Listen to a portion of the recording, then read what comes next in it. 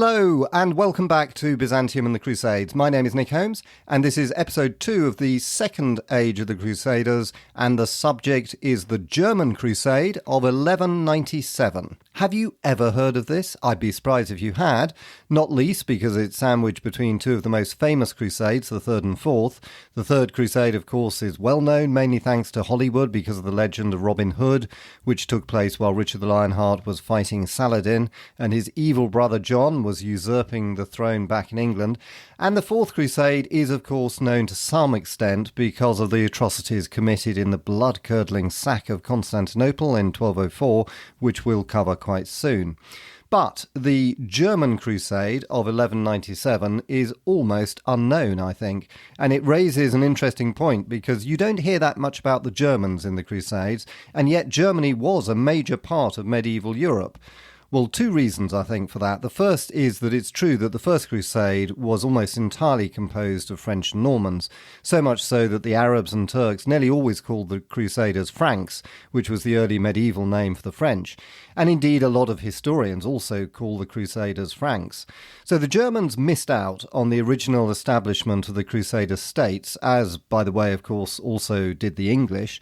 But the Germans were getting more involved in the Crusades in the late 12th century, and I think they could have played a very important role were it not for two pieces of simple bad luck. The first happened when the Third Crusade started off as being mainly German. You might remember from an earlier episode how the German Emperor Frederick Barbarossa led a large German army into Anatolia in 1190. This army was actually very effective, and it even defeated the Seljuk Turks in Anatolia in 2 battles, which was no small achievement given how good the Turkish cavalry were. But then bad luck intervened. Frederick accidentally drowned in a bizarre incident when he fell from his horse into a river. And after that, the German army broke up and a large part of it simply went home. Now, in the last episode, we heard that only 5 years later, in 1195, Frederick Barbarossa's son, Henry VI, who had succeeded him as German emperor, was planning another major German offensive into the Holy Land. But yet again, bad luck would intervene, as you'll find out when I read extracts from my adapted version of Sir Stephen Runciman's wonderful History of the Crusades. Hope you enjoy it.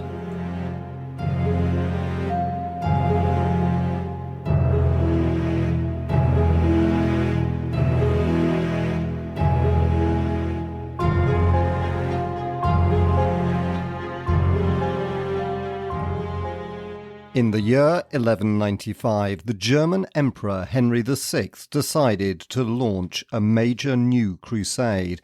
Owing to his father, Frederick Barbarossa's untimely death, the German contribution to the Third Crusade had been pitiably ineffective. Henry was ambitious to make his empire an international reality, and his first task, as soon as he was firmly established in Europe, was to restore German prestige in the Holy Land, while he himself was making plans for a great expedition that would bring the whole Mediterranean under his control. He arranged for the early dispatch of a German expedition to sail straight to Syria.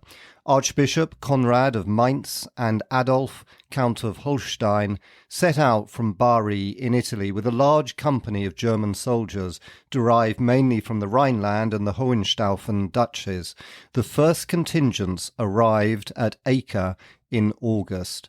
But Henry of Champagne, the uncrowned heir to the kingdom of Jerusalem and the main leader of the Crusaders that were left in Palestine, did not welcome them gladly. He'd learned from experience of the folly of provoking an unnecessary war. His chief advisers were the local Crusader lords, and they were faithful to their family traditions, which advised an understanding with the Muslims and a delicate diplomacy, playing off the sons and brothers of Saladin against each other.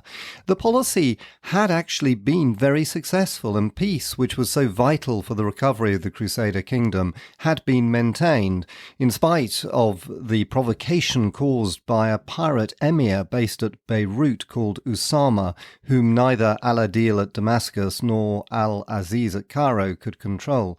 But the Germans had come determined to fight. Without stopping to consult the government of Acre, the first German arrivals marched straight into Muslim territory in Galilee. The invasion roused the Muslims. Al-Adil, to whom the land belonged, summoned his relatives to forget their quarrels and to join him. Hardly had the Germans crossed the frontier before there was news of Al-Adil's approach. Rumour exaggerated the size of his army, and without waiting to meet it, the Germans fled in panic back towards Acre, the knights deserting the infantry in their haste. It seemed likely that Al-Adil would march unopposed to Acre, but Henry, on the advice of Hugh of Tiberias, rushed up his own knights and such Italian soldiers as he could muster to reinforce the German infantry, who, braver than their knights, were ready now to stand firm. Al-Adil was not prepared to risk a pitched battle and was unwilling to waste his army. He swerved southward and instead marched on Jaffa. Jaffa was well fortified, but its garrison was small. Henry decided to go to its aid, and he rapidly gathered his own troops and also asked the Pisans if they would provide reinforcements. Then a very bizarre incident happened. On the 10th of September 1197, while his troops assembled in the palace courtyard and Henry was reviewing them from the window of an upper gallery, at that very moment envoys from the Pisan colony entered the room. Henry turned round to greet them. Then, forgetting where he was, he stepped backwards through the open window. His court jester, who was a dwarf called Scarlet, was standing by him and grabbed at his clothes, trying to stop him falling. But Henry was a heavy man and Scarlet very light. They crashed together onto the pavement below, and both of them were killed. The sudden death of Henry of Champagne threw the whole kingdom of Jerusalem into consternation. He had actually been very popular. Though a man of no outstanding natural gifts, he had, by his tact, his perseverance, and his reliance on good advisers, proved himself a remarkably capable ruler, ready to learn from experience.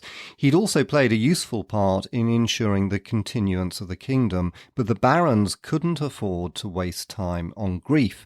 A new ruler must be found quickly to deal with the Saracen War and also the German Crusaders and all the regular problems of government.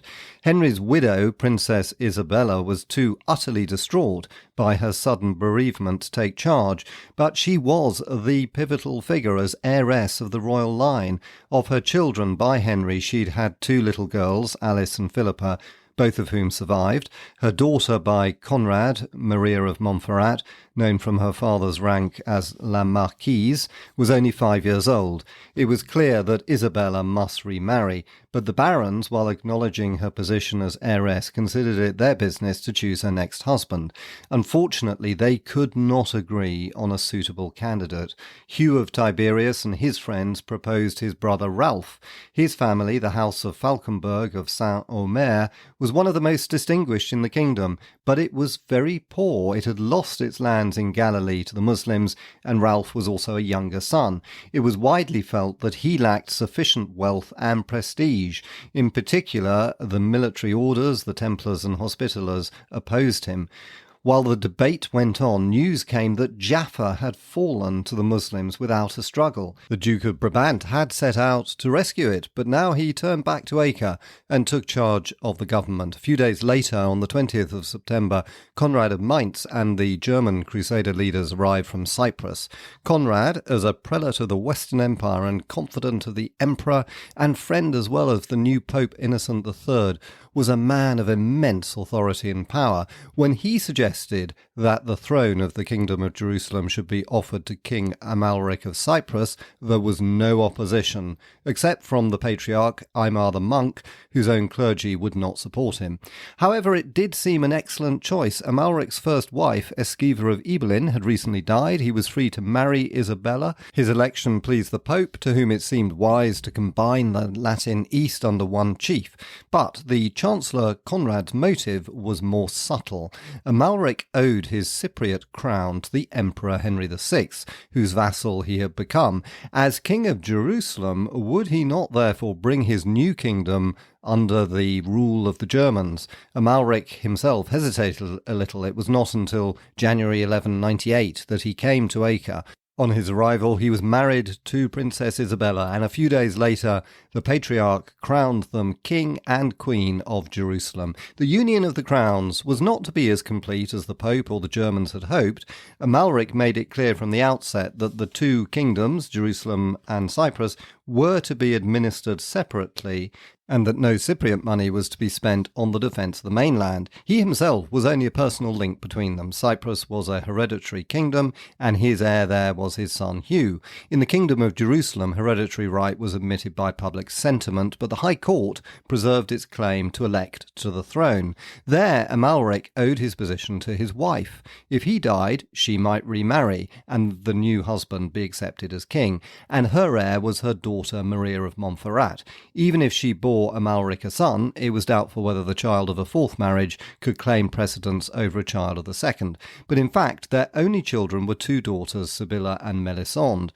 Though he regarded himself as little more than regent, Amalric was an able and active ruler. He persuaded the High Court to join him in a revision of the constitution in order that the royal rights should be clearly defined. In particular, he made a point of consulting Ralph of Tiberias, his rival for the throne, whom we are told he esteemed but didn't like. Ralph was celebrated for his legal knowledge, and it was natural that he should be asked to edit the Livre au Roi, as the new edition of the laws was called. But Amalric feared that Ralph's learning might be used against him. In March 1198, when the court was riding through the orchards round Tyre, 4 German horsemen galloped up to the king and fell on him. He was rescued without serious hurt, and his assailants refused to say on whose behalf they were acting, but Amalric announced that Ralph was guilty and sentenced him to banishment. Ralph, as was his right, demanded trial by his peers, and John of Ibelin, the Queen's half-brother, persuaded the king that he must submit the case to the High Court, which found that the king had done wrong in banishing Ralph without a hearing. The matter was only resolved when, probably owing to the tactful intervention of John of Ibelin, Ralph himself announced that as he had lost the king's goodwill, he would go into voluntary exile and retire to Tripoli. The episode had shown the barons that the king couldn't be opposed with impunity, but it had shown the king that he must abide by the constitution. Meanwhile, his foreign policy was vigorous and flexible. In October 1197, before he'd accepted the throne, he'd helped Henry of Brabant to take advantage of the Muslim concentration at Jaffa by sending an expedition composed of the German Crusaders under Henry of Brabant's leadership to recover Sidon and Beirut. Sidon had already been demolished by the Muslims, who thought that they couldn't hold it. When the Christians arrived there, they found the town a mass of ruins. The pirate emir Usama, who was based at Beirut, finding that Al-Adil wasn't sending him any help, decided that he would destroy the rest of his town. But he started too late.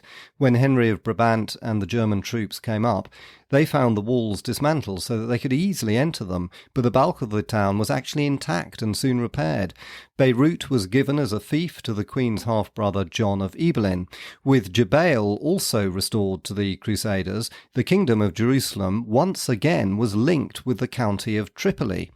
Encouraged by their success at Beirut, the German Crusaders, with the Archbishop at their head, planned next to march on Jerusalem itself. The Crusader barons in Syria didn't welcome this at all. They'd hoped to restore peace with Al-Adil on the basis of ceding Jaffa while they kept Beirut, and they tried to dissuade the Germans from advancing, but in November 1197 the Germans entered Galilee and laid siege to the great fortress of Toron.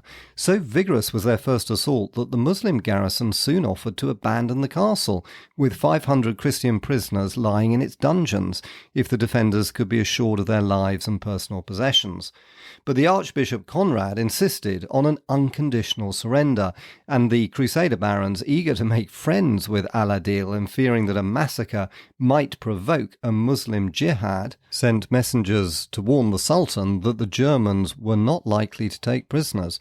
the defence continued with renewed vigour, and Al-Adil persuaded his nephew Al-Aziz to send an army from Egypt to deal with the German invaders. Then a catastrophe struck the Germans. News arrived that the Emperor Henry VI had died at Messina in Sicily. He'd been preparing a huge army to follow up on what was just a small German expeditionary force that was fighting in the Holy Land. Henry was only 31 years old, and his death was totally unexpected and either due to poison or malaria. The result was a civil war in Germany that lasted nearly 20 years. This was the second piece of bad luck to afflict the Germans after Frederick Barbarossa had accidentally drowned on the Third Crusade. For the German Crusaders fighting in the Holy Land, this was the end. The Archbishop Conrad and the German knights immediately decided to abandon the siege of Tehran and to return home. But on the 2nd of February 1198, news arrived that the Egyptian army was approaching from the south.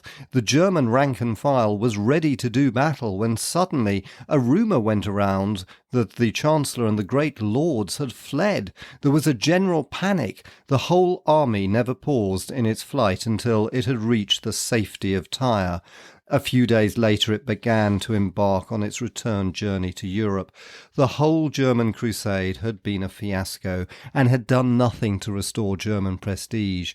It had, however, helped to recover Beirut for the Crusaders, and it created a permanent institution in the form of the Teutonic Knights that would later play a major part in the Baltic Crusades. As soon as the German Crusaders had gone, Amalric opened negotiations with Al-Adil. Al-Aziz had returned quickly to Egypt with his army, and Al-Adil, eager to secure the whole Ayyubite inheritance of Saladin's, had no wish to quarrel with the Crusaders.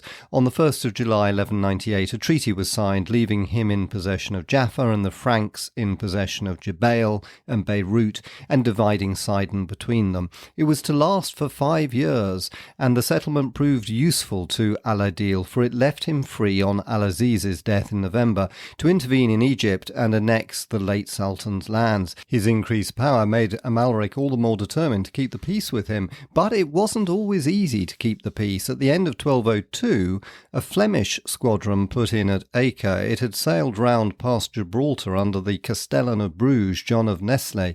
A few days later, a handful of knights arrived in ships from Marseille under Bishop Walter of Autun and the Count of Forez. Like all newcomers to the Holy Land, the French knights were determined to go out at once to fight for the cross. They were horrified when King Amalric urged them to wait in patience. Reynald of Dampierre insulted the king to his face as a coward, and as self-appointed leader, he persuaded his knights to take service under Bohemond of Tripoli instead. They set out to join him at Antioch and pass safely through the county of Tripoli, but Jabala and Latakia were still in Muslim hands. The emir of Jabala was a peaceful man on excellent terms with his Christian neighbours. He offered the travellers hospitality, but warned them that to pass safely through the territory of Latakia they must obtain a safe conduct from his ruler Azazia of Aleppo. He offered to write himself to the Sultan, who would have granted the request, for he was interested in keeping the peace, but Reynald and his friends could not wait.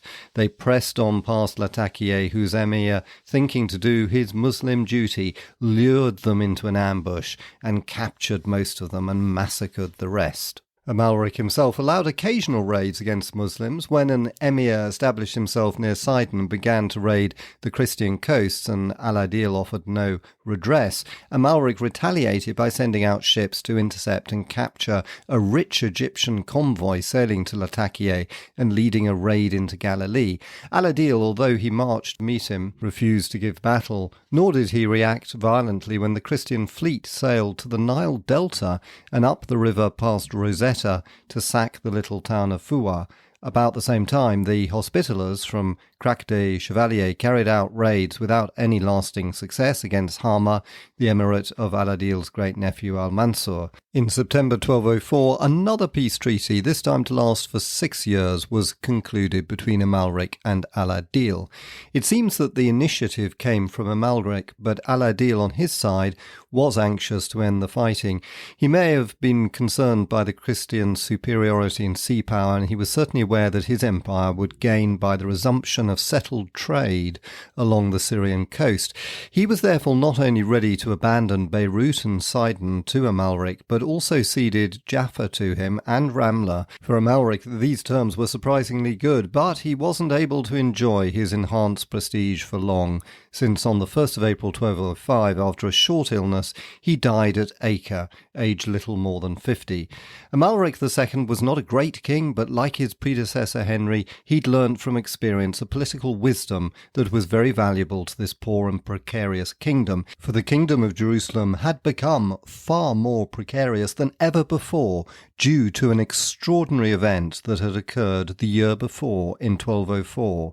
This was the assault by the Fourth Crusade on the Empire of Byzantium.